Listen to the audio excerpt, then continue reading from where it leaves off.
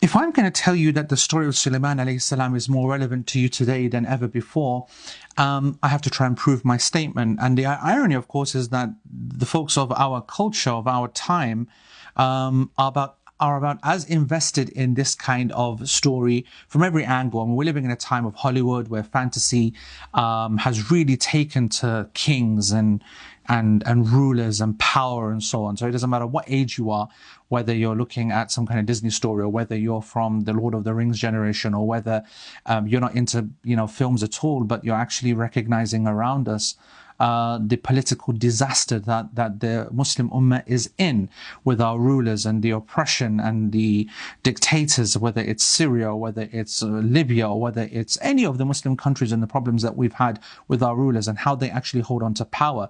Allah subhanahu wa ta'ala in the story of Sulayman alayhi salam, of course, changes the paradigm entirely, because we understand rulers as desperate for power and wanting to hold on to that power. Once you have the chair, it's all about holding on to that chair or throne. That's why there's that old classic saying that all rulers are either butchers or they're meat. They either have to really act in a harsh way and kill butchers to hold on to that power, or if they don't, they're going to be eaten up and they'll be away with as part of history. The stories of the Fir'aun and all of the different ones that come through Sayyidina Musa alayhi salam's time illustrate that very clearly in the Quran. And as a juxtaposition versus Sulayman alayhi salam, you're understanding actually how it could be. And that's why in a very fascinating part of the story of Sulayman's story, we see his incident with the ant. And the ant itself is actually just one incident in a surah which nearly has 100 verses.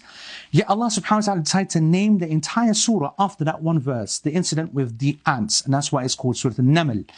However, this surah has mighty themes in it. All of the prophets are mentioned, and there's themes of the creation and life and death and so many beautiful points.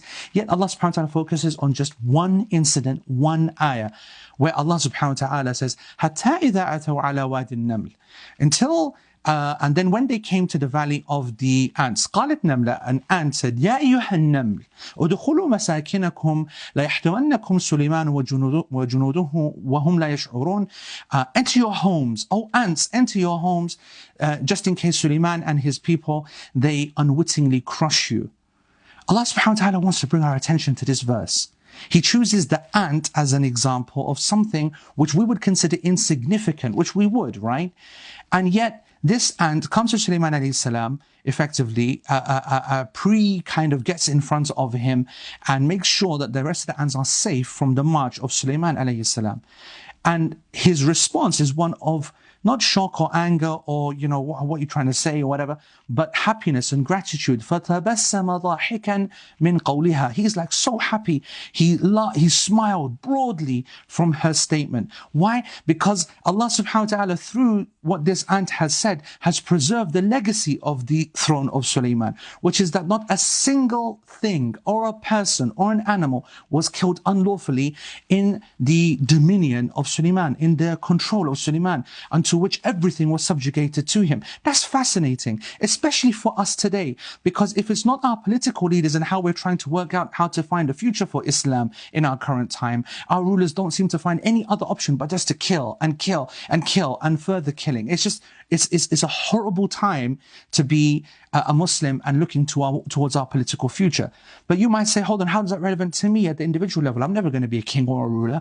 Well, actually, Allah subhanahu wa ta'ala, of course, gives everyone the ability of authority. Everyone has a dominion. Everyone has a mulk, whether it's with their family, whether it's their house, whether it's their brothers, their sisters.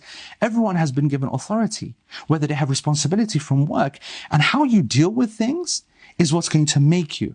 And so that's why the story of Sulayman alayhi salam, there are so many lessons just in him and all of the incidents, as well as the ayat which are related to his story, like this one, because it's not really about Sulayman alayhi salam, but about an ant giving us a lesson. In Sahih Bukhari, we are told that the Prophet ﷺ, he said that one of the prophets was bit by an ant until he burned the entire colony down.